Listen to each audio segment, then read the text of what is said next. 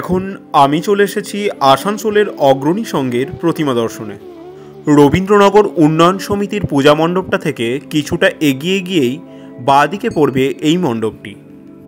এবার আস্তে আস্তে ভেতরের দিকে এগিয়ে দেখা যাক কিভাবে সাজিয়ে তুলেছে এখানকার মণ্ডপটিকে। যেহেতু আমি দিনের বেলা গেছিলাম, তাই স্বাভাবিকভাবেই মণ্ডপের আলোগুলো জ্বালানো ছিল না। যদি আলো জ্বলে থাকতো তাহলে নিঃসন্দেহে আরও সুন্দর লাগতো মণ্ডপটিকে। পাট, থার্মোকল ইত্যাদিতে খুব সুন্দরভাবে সূক্ষ্ম সূক্ষ্ম ডিজাইন ফুটিয়ে তোলা হয়েছে বিভিন্ন দেওয়ালে এবং গোটা মণ্ডপ জুড়ে। এরপর আপনাদের দেখাই এখানকার সুন্দর মাতৃ প্রতিমাটিকে।